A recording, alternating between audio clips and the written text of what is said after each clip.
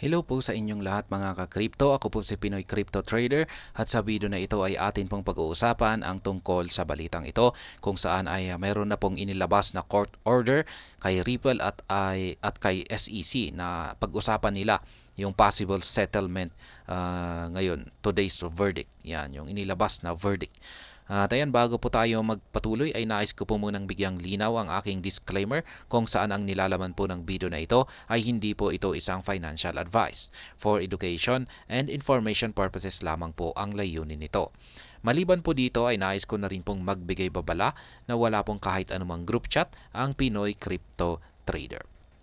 Ayan, US District Judge Analisa Torres has mandated Ripple and the Securities and Exchange Commission to discuss a potential settlement of the lawsuit.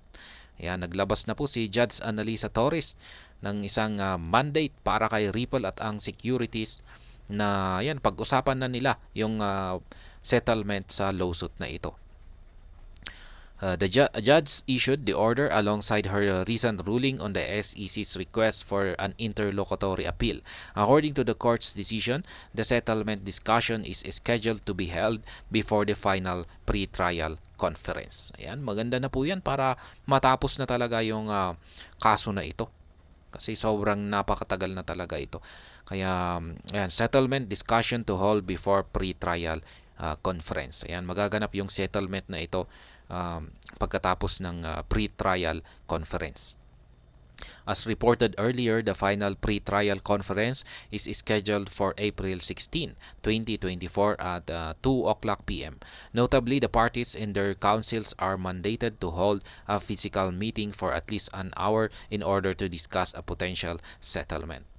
Yan, magaganap po, naka-schedule na po ang yan, yung pre-trial conference na ito. Final pre-trial conference ay naka-schedule po ito sa April 16, 2024. Yan, prior to the final pre-trial of the conference, counsel for both parties along with the parties themselves shall meet in person for at least 1 hour to discuss settlement of this matter. Ayan. Sila po ay magkakaharap. Yan, at least mag-uusap sila ng at least 1 hour para pag-usapan nila yung settlement na yan, settlement dito.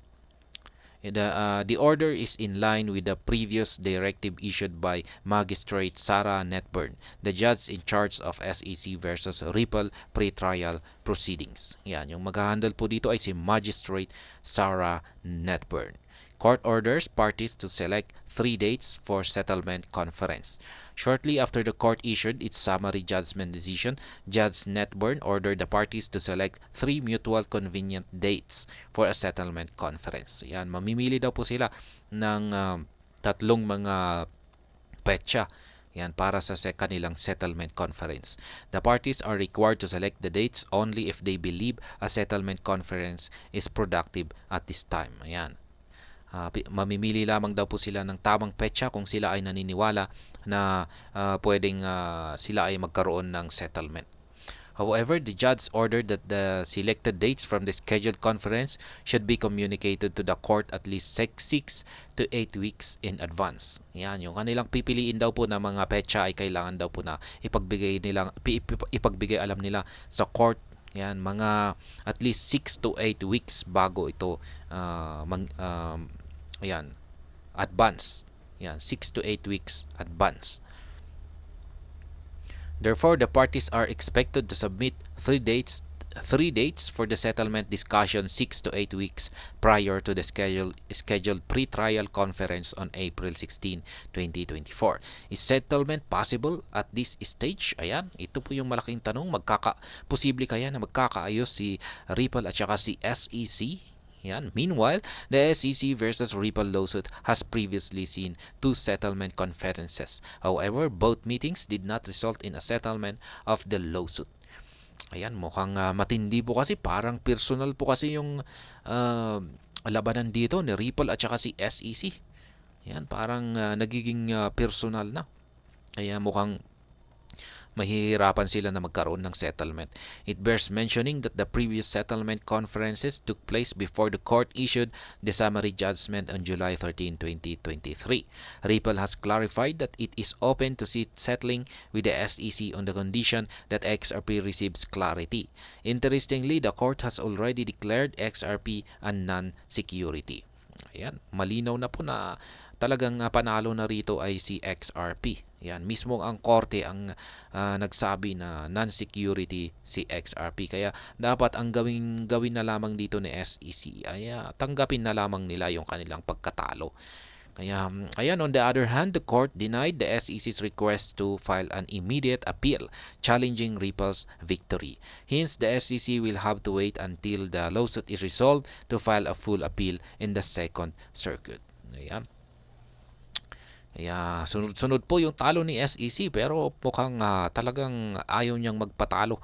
Yan, parang binabalak niya ulit na mag-file ng lawsuit ulit. Yan, pero magagawa lamang niya ito. Yan, pagkatapos na ma-resolve. Yan, at saka yung yan, sabi niya until the lawsuit is resolved. Yan, to file para makapag-file po ulit sila ng full appeal sa pangalawang pagkakataon. Ayan, as reported earlier, legal analyst Scott Chamberlain speculates that the SEC's quest for a successful appeal at this stage is more complicated. He added that the lawsuit is unlikely to reach the U.S. Supreme Court following Judge Story's recent verdict. Ayan, parang malabo daw po na aabot sa U.S. Supreme Court yung kaso na ito kung mag-a-appeal, kung patuloy na mag-a-appeal si SEC. Yan, with the court mandating the parties to discuss the settlement of the matter, the upcoming conference could yield positive results unlike the previous ones. Ayan. Mas maganda po talaga kung pag-ayusin na nila ito kasi sobrang tagal na at wala namang pong nangyayari. Ayan, mas lalong napapahiya yung SEC. Kaya mas maganda siguro kung ayan, parang nakakadalawang score na si Ripple, si XRP. Yan, parang 2-0 na. Yan, yung kanilang score. At ayan, hanggang dito na lamang po tayo sa video na ito. Sana po ay inyong nagustuhan ang aking paliwanag sa video na ito. Kung inyo po itong nagustuhan ay pakiclick lamang po ang like button nito. Para naman po sa mga bago lamang dito, kayo po ay aking inaanyayahan para mag-subscribe. Pakiclick na rin po ang bell icon nito dahil ito po ang siyang magsisilbing notification nito sa mga bago kong videos na akin pong ina-upload sa aking YouTube channel na ito. Marami pong salamat sa panonood. Ingat po tayo lagi at God bless po sa ating lahat.